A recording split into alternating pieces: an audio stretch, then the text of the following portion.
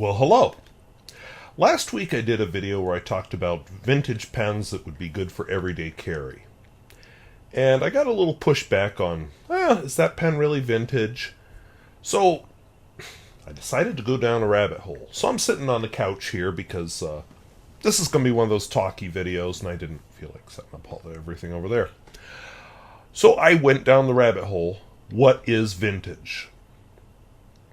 And what I found out is there's a lot of disagreement. I also found out Richard Binder, who was one I really wanted to hear his thoughts. His article on what is vintage doesn't work on his website, so I don't know what Richard Binder thinks. But I think I can get a few other things in here.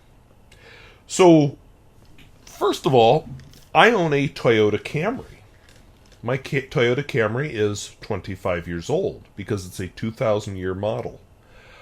According to state law in North Dakota, I can get the white collector's plates for it. In fact, that was my goal. Until I found out that I can only use it for driving back and forth from car shows. I don't go to car shows, and nobody wants to see a 2000 Toyota Camry at a car show, so I just have the regular plates, so that dream has been destroyed. But there is something magical about that because it's a 25-year-old car. That's the line North Dakota chose. So is it the line for fountain pens? Well, that's the year 2000. I don't know anybody who's saying those pens are vintage. So, I was buying fountain pens before the year 2000. So, what is vintage? Well, part of our trouble is words are hard. There's a reason I teach math and science. Yeah, some of it's ambiguous, but for the most part, math and science, we very precisely define our terms. Yes, common language is much more woo-hoo-hoo, but, I know what a hypothesis is in science. I know what a protein is. I know what a carbonate is. In math, I know what a theory and a corollary are. These are terms that are very precisely defined. But you get outside the science world and it gets a lot squishier. Then what does that word mean? Oh, you're doing a pun. Oh, that's funny. Those kind of things. And hobbyist and collector vocabulary can kind of be the same way. Some of it is very technical and specific. And some of it is not. And some of it varies depending on what we're collecting or talking about. So, I started looking at some experts. I tried Richard Binder. He was my first choice, but his website failed me.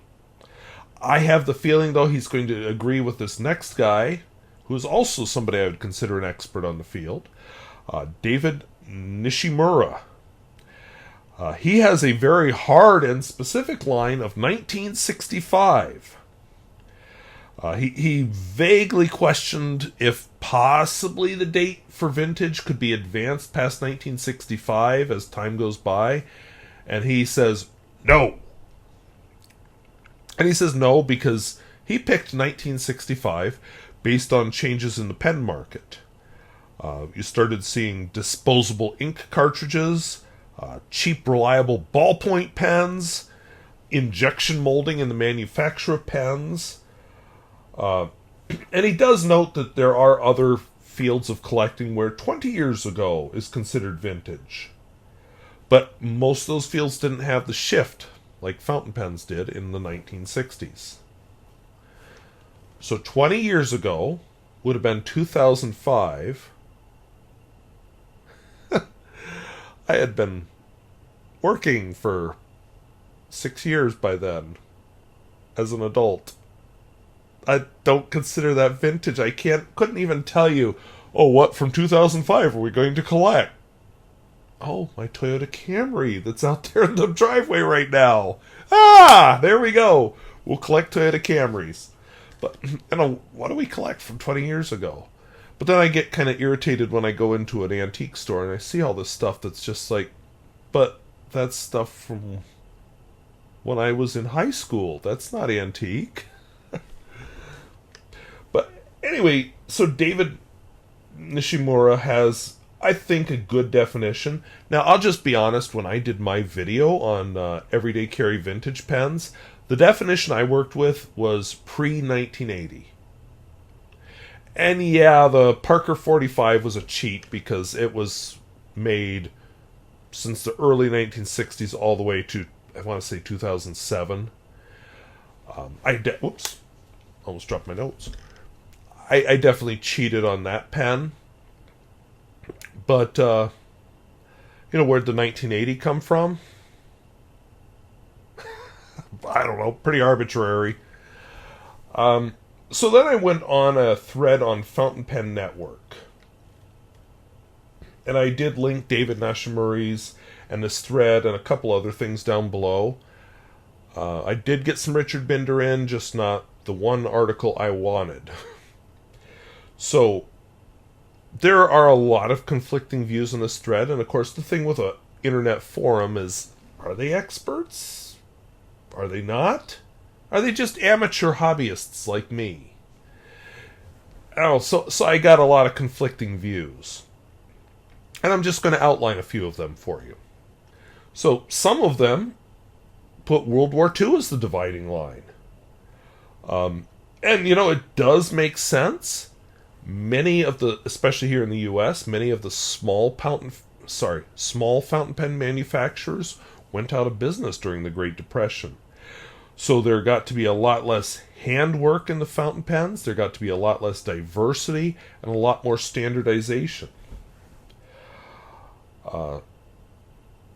Some people said, well, if the pen has been out of production long enough to be no longer available at retail prices, and then that person said, does that include the TWSBI 530?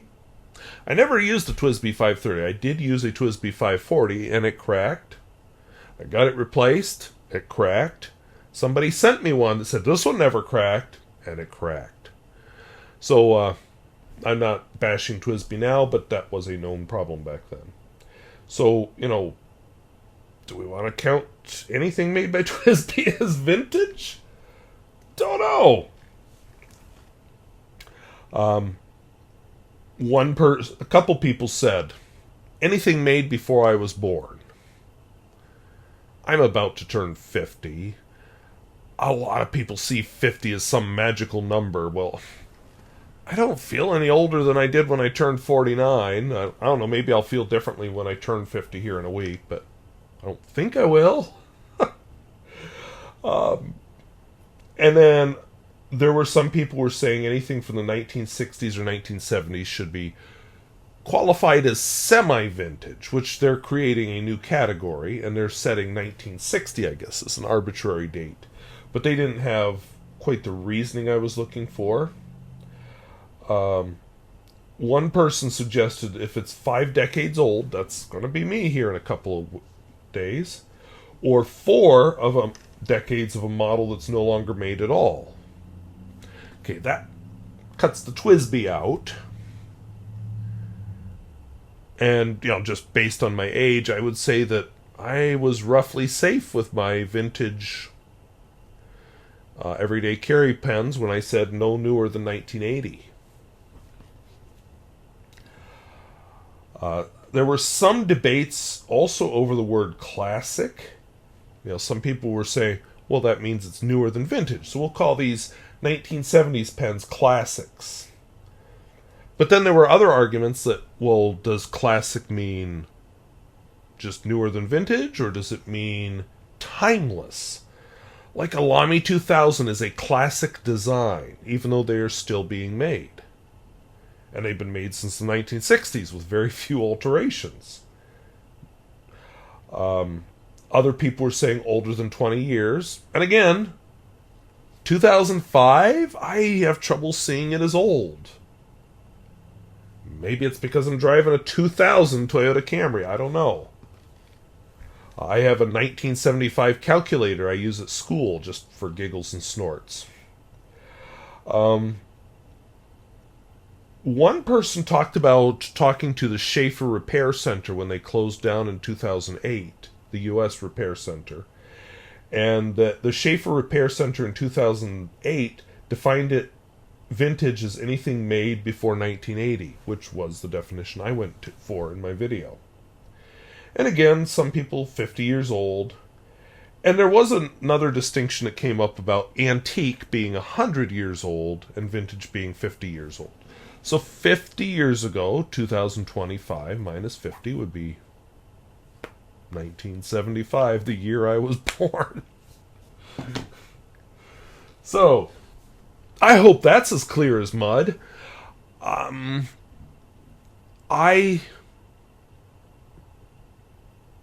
have emotionally, I like the 1980, pre-1980 as being vintage. But David Nishimura made a lot of sense when he talked about how the pen market changed by 1965. I am comfortable going beyond that because so many pens from that era kind of were still those classic vintage manufacturing methods, like a lot of the Kavekos I talked about, a lot of the Geha pens, Senators. Those were still kind of older style pens, but yeah, they had the injection molding and all of that. But I have to say, he made a lot of sense, and I think he's right. If we're going to call it vintage, maybe 1965 is a good dividing line. But then we get the messiness of it, because real world, the Parker 51, which most people would classify as a vintage pen, was made up until 1972. What about the Parker 45? That's definitely going for the newer style where we have the cartridge converter deal going on. But it was started in 1961 or 2, something like that. So, does that count as vintage according to David Nishimura? I don't know. And what you come down to is there is a gray area. If I set my date as 1980, whoops, the Parker 45 broke that one too, because it continued in production for over 20 years after 1980. I'm not going to go as far as to say, do whatever you want, but I will go as far as to say there is not an official definition for vintage in the fountain pen world. To me, when I buy a vintage fountain pen, I personally am looking for something before 1980, but I bought a few post-1980 fountain pens that I really like. So, but I don't consider them vintage, I just consider them, well, it's a used pen or it's an old pen. And I struggle with anything from 20 years ago being considered vintage, but I have lived through the 80s being cool and retro. I lived through the 80s. The 70s being cool and retro, which, although I was alive in the 70s, I, was 5 years old when they ended, so I don't have a lot of memories of the 1970s. I have a few, but not a lot. 1990s, what's that, grunge rock or something? I can't even tell you what's the style from those eras. But anyway, what I'm going to come down to is, when you buy a pen, the word vintage actually tells you nothing. What's going to tell you something is the year it was made. And is it a pen you're interested in? And there are some very good pens from the 70s, from the 80s, and from the 90s. All the way to the present. So don't get so wound up in these words that aren't precisely defined and aren't even agreed on. But I will give credit to David Nishimura because he makes sense. He's somebody who actually thought about it. I wish I could have read Richard Binder's ideas before posting this video, but his website won't take me to that article. So, he's another one I would respect on that topic. I am not an expert. I'm a hobbyist, and I'm just making you aware. And it comes back to what I think we need in the fountain pen world is common agreement on what these terms mean. And we're not there yet. Maybe someday we will be. Maybe that'll be just one of those fun things we can fight about from now and forevermore. So, anyway, I want to thank you for watching, and I would love for you to comment down below what you think the word vintage means, or classic, or antique. Because I think we could have all kinds of fun screaming discussions down there in the comment area. So I want to thank you for watching. We'll talk to you later. Bye-bye.